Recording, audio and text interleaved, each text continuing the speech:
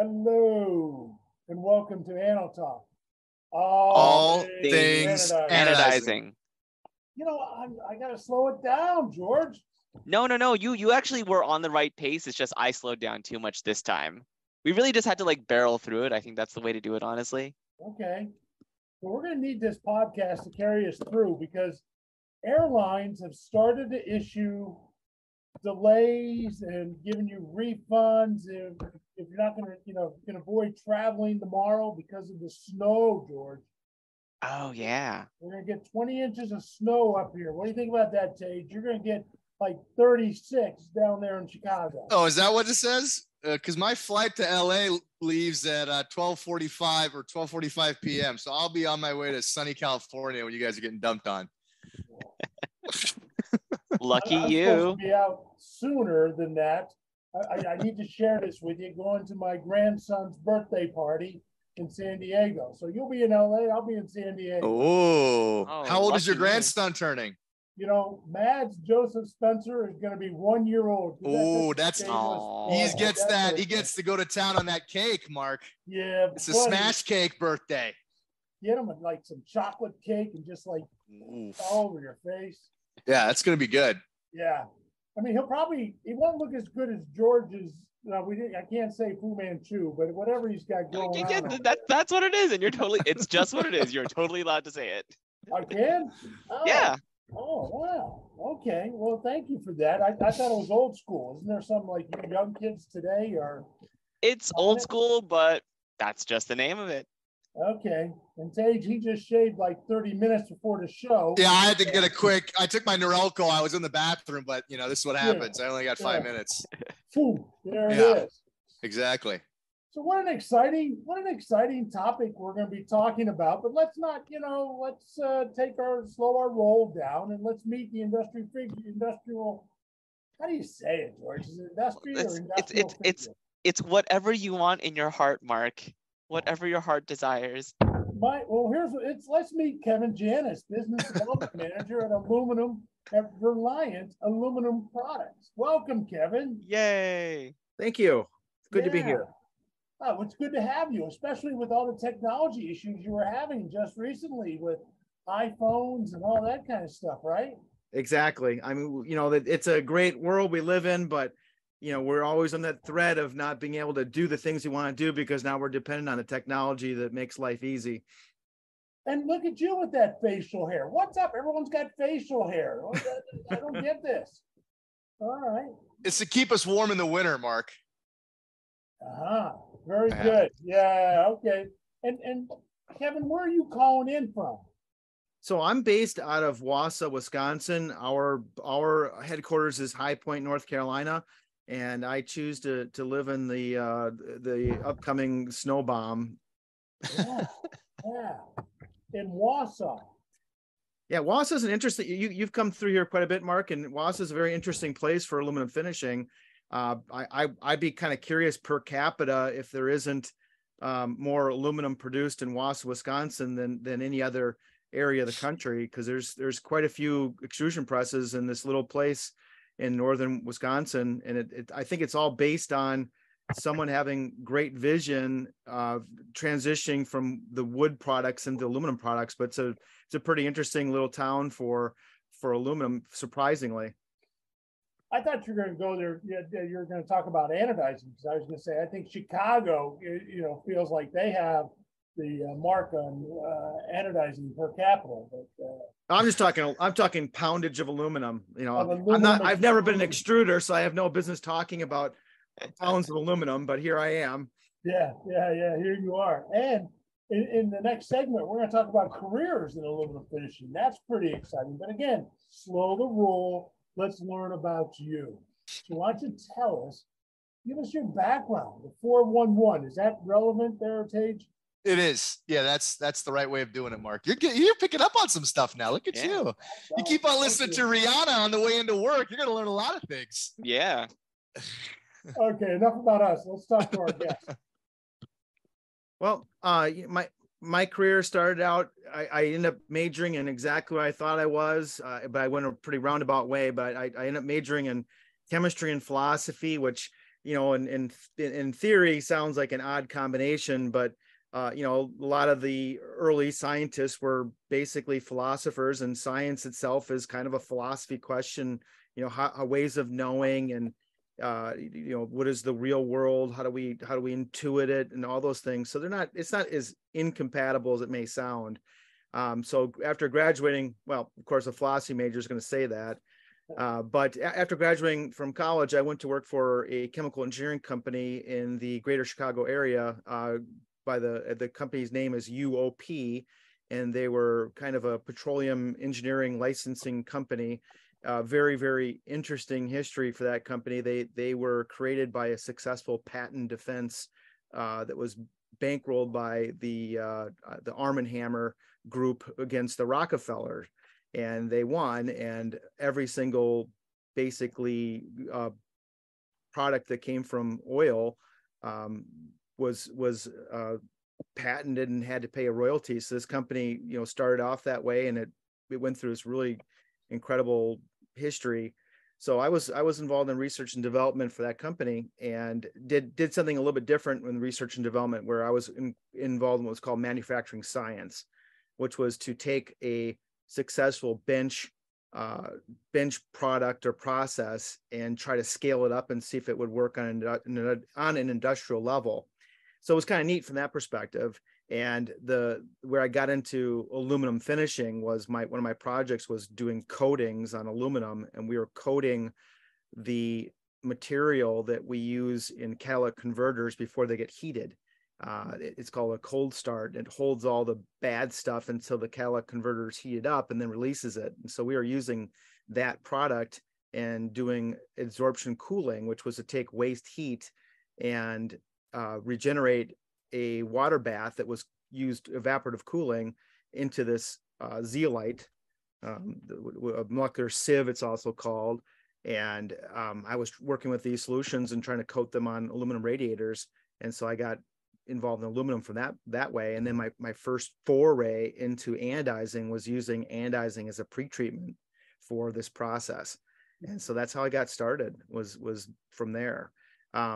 I left research and development. I wanted to be more involved in the actual processes and be with people, because my lab was under barbed wire, you know, razor wire, keeping people out. And it just, you know, I enjoyed it, but it really kind of, you didn't feel part of things. So I wanted to be more part of what was going on. So I got into operation management from R&D, and that was my first job in anodizing in 1999 at Line Tech here in Wausau, Wisconsin. Okay. So you got your BS in chemistry and philosophy, but then you also have another degree, do you not?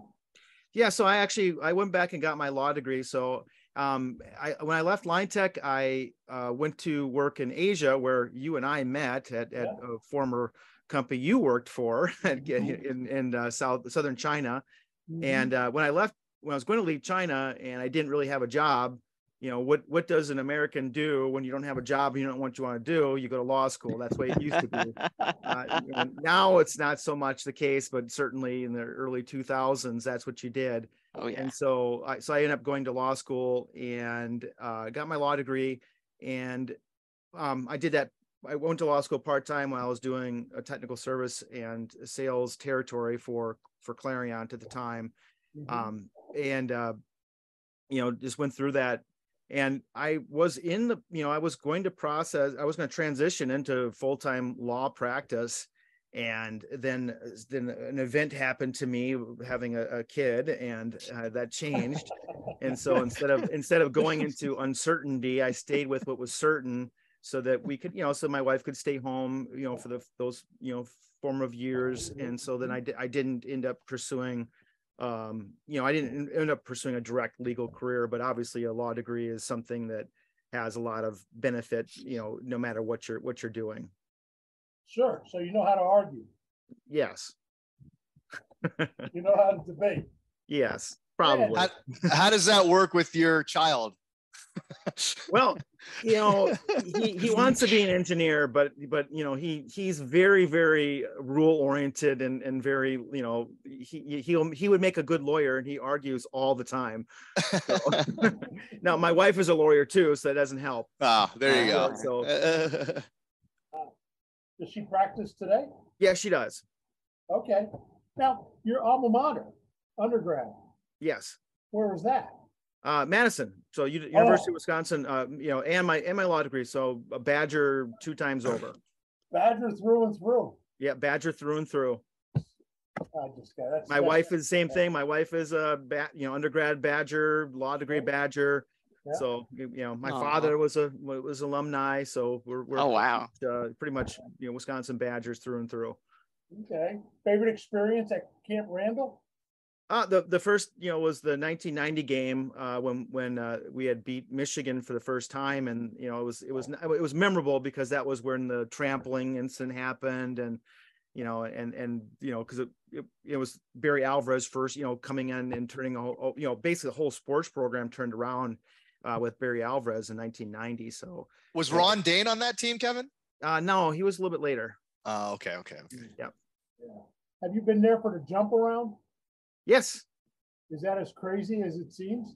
It is. It's like all Southern college teams, everything. I mean, the college sports scene is just it's an incredible amount of energy.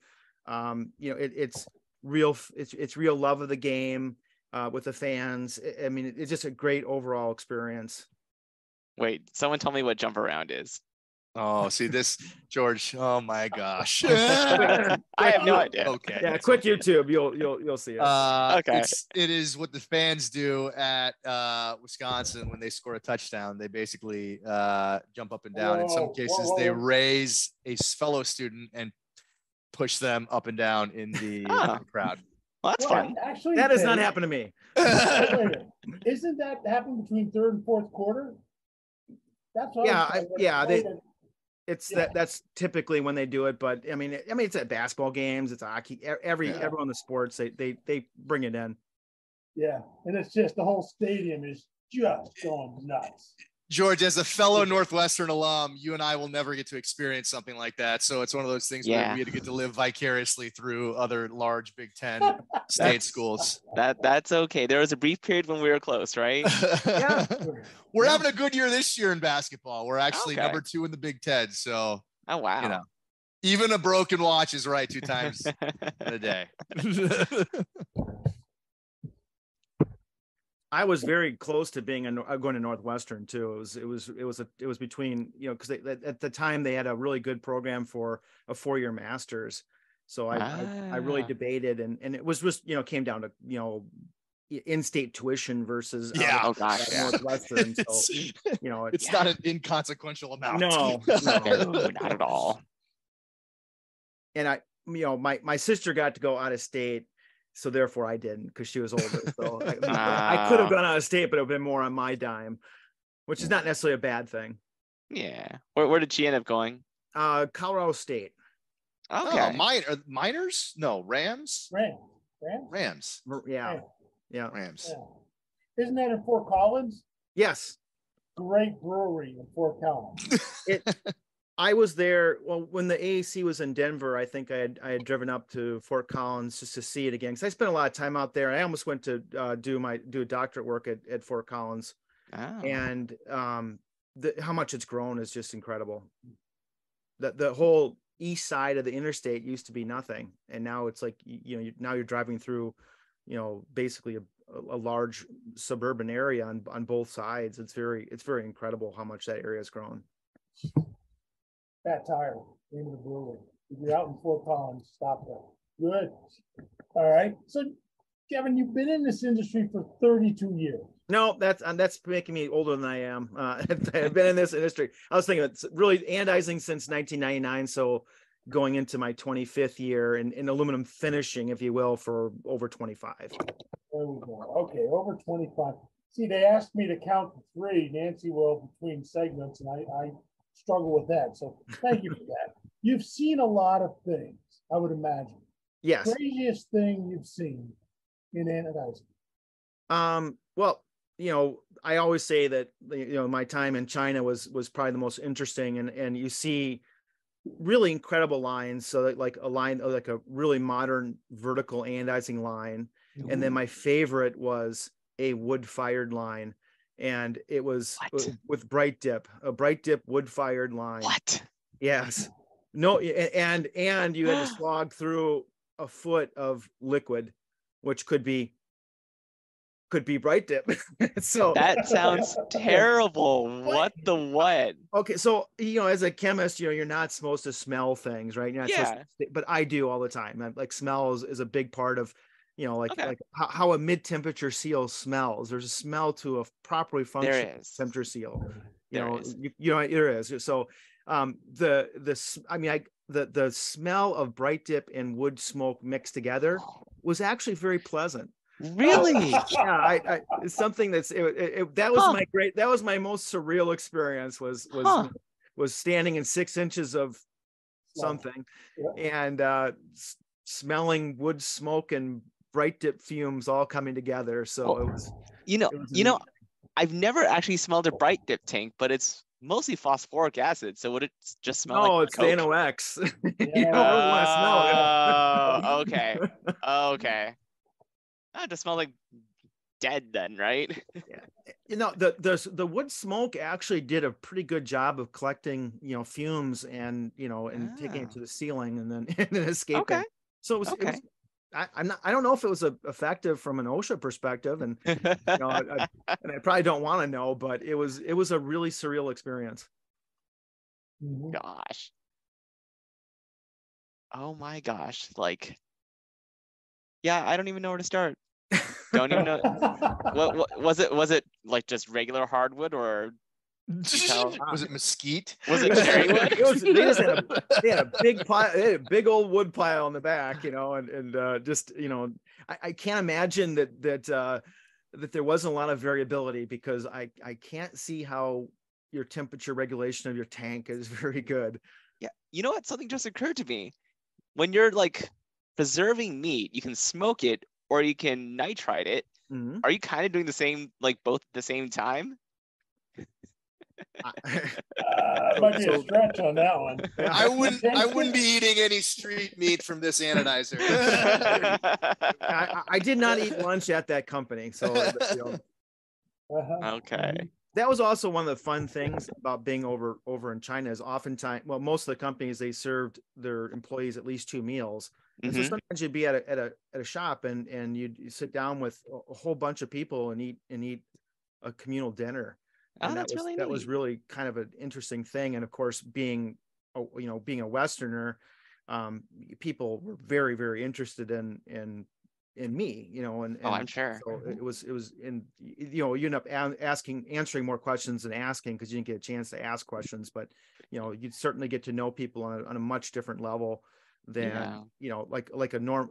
Like we'll go out to lunch with some people, but not the average person on a line, and here you are breaking, sitting down and eating food with some line workers and having them ask you questions and about your life and what life is like in your neck of the world and everything. And so that was a very interesting times. Do you think we should be doing more of that here? Like just everyone just talking to people on the line and just talking about their lives and that sort of thing? I always think of, the idea of breaking bread with people is primal, goes way, way back. And it's in a way, it's a way to make those simple connections that are often become more deep, even though it's a simple act of eating together. You look at it like our own functions. You sit down at lunch at a convention, AAC convention or wherever, and you're meeting people you never talked to before, and you start you start talking, and the next thing you know, you end up with this connection with somebody, and it extends beyond that conference. So for me, as I get older, I look to those simple things a lot more than when I was younger. And in terms of making those type of connections, it's just the way that we bond, and it's what we've done for millions, or not millions, but certainly tens of thousands of years. So we can't negate the importance of those simple activities and making those simple connections. So what I'm hearing is you need to start doing a philosophical treatment of how we should operate as an anoditis industry and what kind of things we can sort of do to, I don't know, move forward in a general sense. Well, that does kind of that's dovetail with kind of the topic at hand, because one of the problems that a lot of the people in the industry are having is the recruitment component. And, employees of, the younger employees today are looking for a lot more meaningful of an experience. It's in a way, it's not enough just to come in and punch a clock and I come at 9, I leave at 5 or 8 to 4, or whatever it is. I mean, a lot of people are looking for a lot more meaning a lot more meaning in their job. And, it's hard.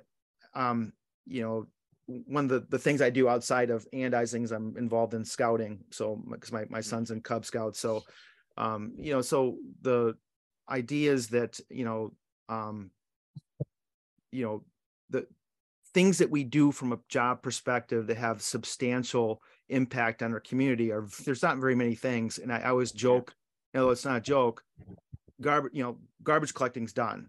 So you look at a garbage collector has done more for human health than all the medical profession out there. People that deal with sanitation of water, of sewage, they've done more for human health than almost anybody else. So the really big things are taken. So then it's about making those small differences in our lives, and certainly in our companies.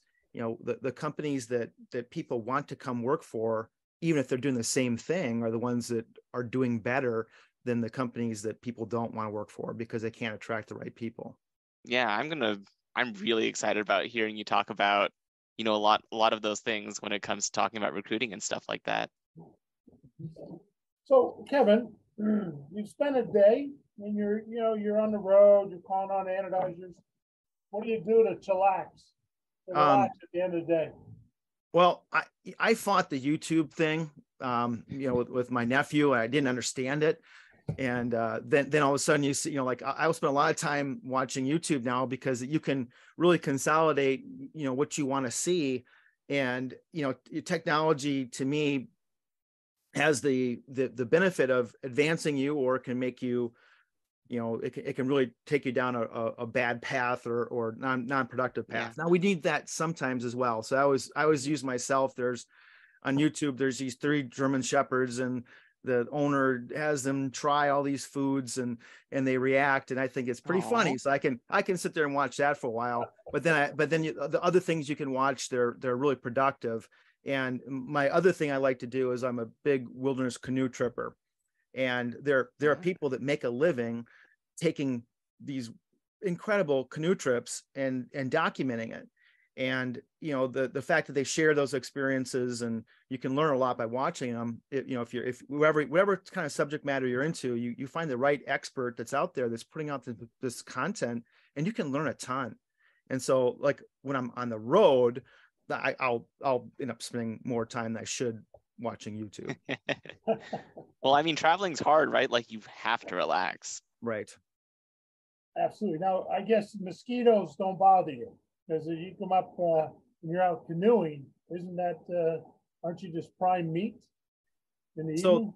Yeah, there's a psychological thing on that, because there are some people that they really bother, and there's some people they don't. And sometimes when you accept that they're out there and that if they're not going to bother you, they actually don't seem to bite you as much. So I think there's a psychological component to what you put out, so, but yeah, the mosquitoes I can handle. Black flies are the difference. Like, black flies are the bane of because there's almost nothing you can do. You can't, chemically speaking, you can't really fight them. You have to use almost 100% DEET, and having that in your skin is just not enjoyable. And so those are my nemesis. I don't know how to deal with those things, and they bite you, and they're not. Yeah.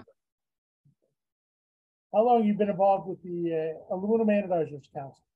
Yeah, I thought you'd ask me that, and so I was thinking back, and my first convention was 1999 in Dallas, and since 1999 I think I missed one in 2003, And then I think it was 08 or 09 in San Francisco. I missed that one.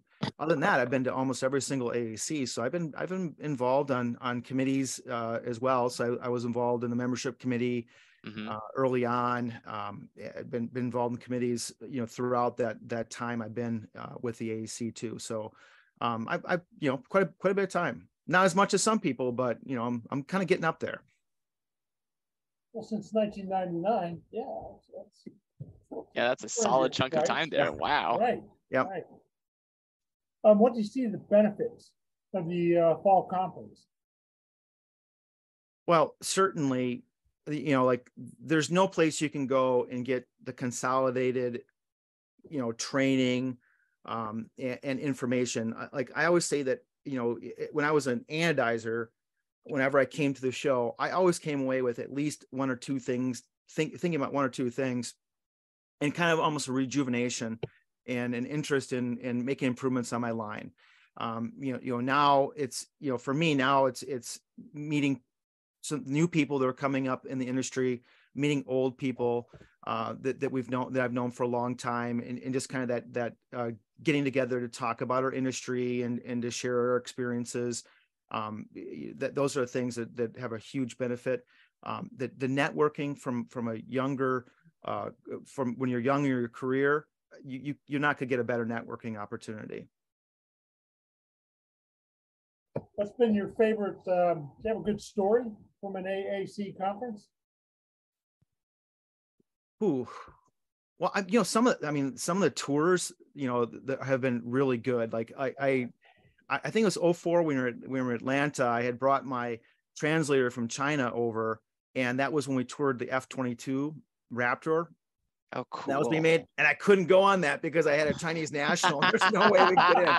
So that was one I wish I wouldn't have missed. But certainly, like seeing the F-16 production in Dallas was just amazing. And that just blew me away. Just to see those F-16s and and how big of a facility it was, and in a way, fortunately, it's not being they weren't packed with planes, because that's if they're making plane after plane, probably the world's not in good shape. So in some ways you don't want to see those things rolling, just rolling off the the production line. Mm-hmm. Mm-hmm. Okay, so as we're wrapping up, George, Tej, what else? I've got it nothing. was interesting. Yeah. Yeah, super interesting. Okay. So Kevin, look, we thank you for your time on allowing us to get to know you. We're meeting the industrial figure. We'll talk to you again to glean your thoughts about careers in aluminum finishing. So we're looking forward to that. Okay. We want to thank our listening audience for tuning in to another podcast of Ano Talk. All things anodizing. Anodizing.